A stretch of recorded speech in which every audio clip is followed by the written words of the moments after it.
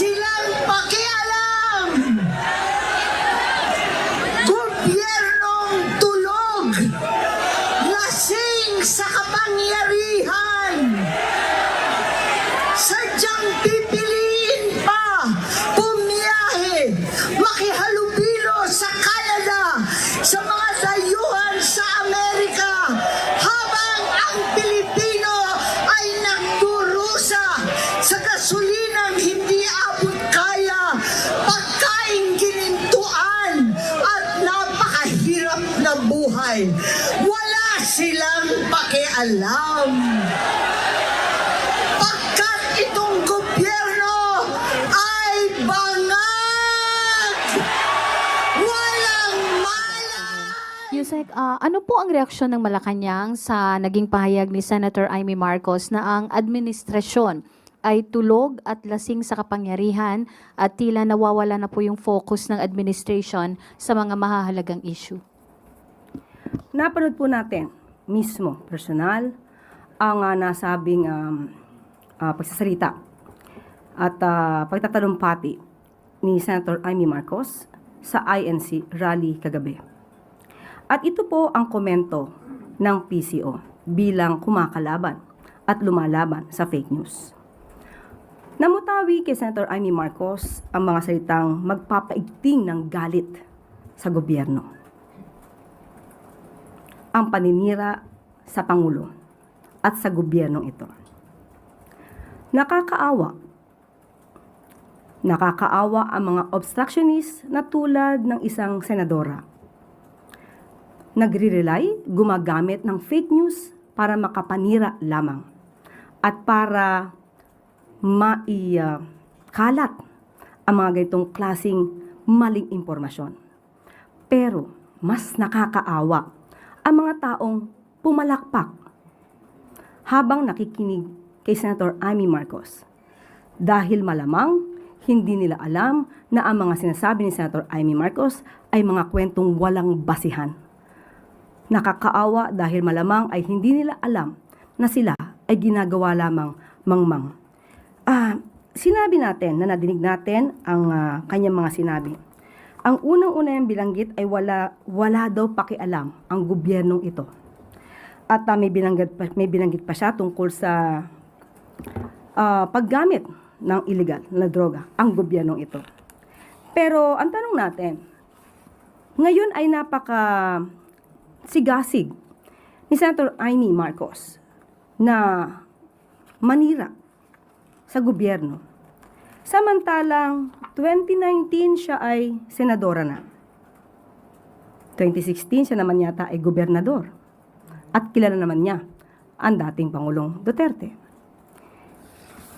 Nalaman din naman niya na nang umamin ang dating Pangulong Duterte sa paggamit ng illegal na droga.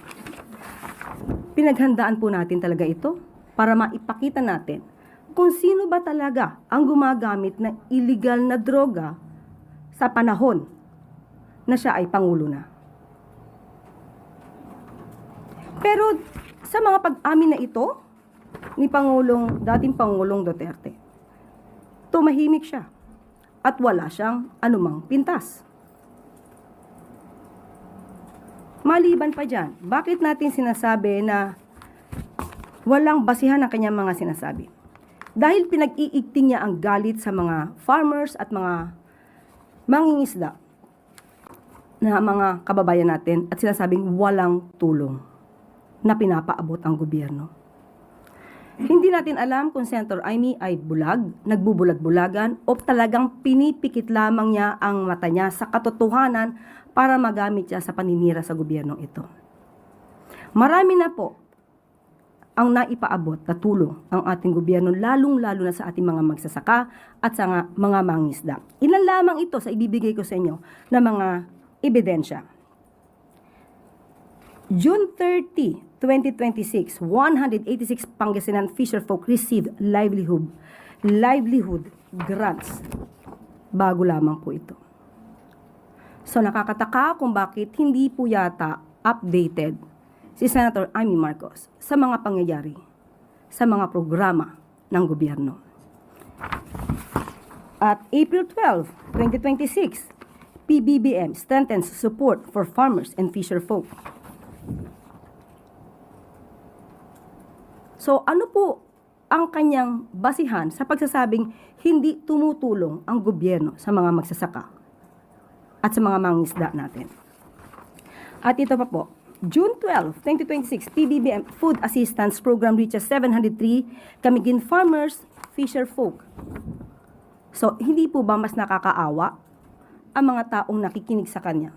Dahil kung hindi magkakaroon ng pagsusuri ang mga nakikinig, ay talagang mananatili silang mangmang sa katotohanan. At meron pa po siyang nasabi patungkol sa nagkukunwaring hindi nakikita ang sambuntong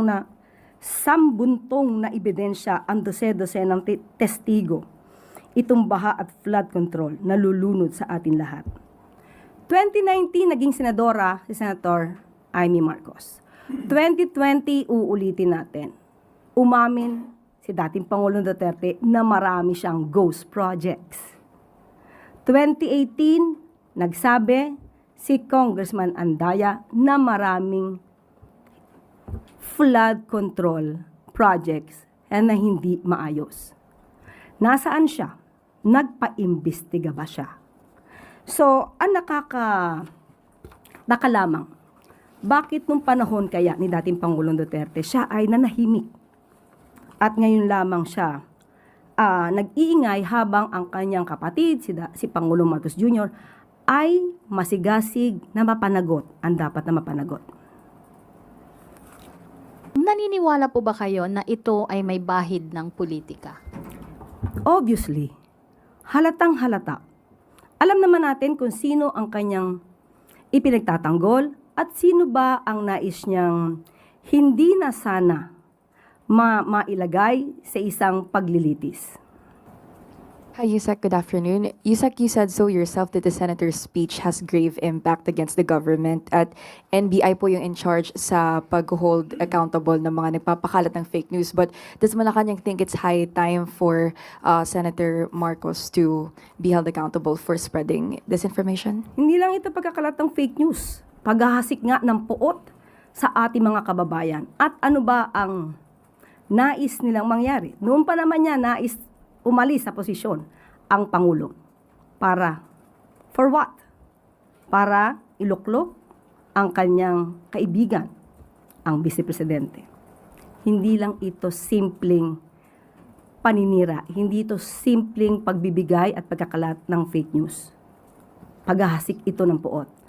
Hindi mag-uutos ang Pangulo na imbestigahan ng kanyang kapatid. Nasa authority yan. Nasa authority na yan kung kinakailangang imbestigahan si Senator Amy Marcos. Hindi po tayo mag-uutos. Obligasyon po nila mag-imbestiga. At may reaction po ba ang Pangulo? Narinig po ba niya yung sinabi ng kapatid niya? Hindi ko pa nakausap ang Pangulo patungkol dyan, but definitely alam niya to dahil updated naman ang Pangulo sa mga nangyayari sa kapaligiran. Kaya nga ang aking sinabi, ito ang komento ng PCO bilang lumalaban.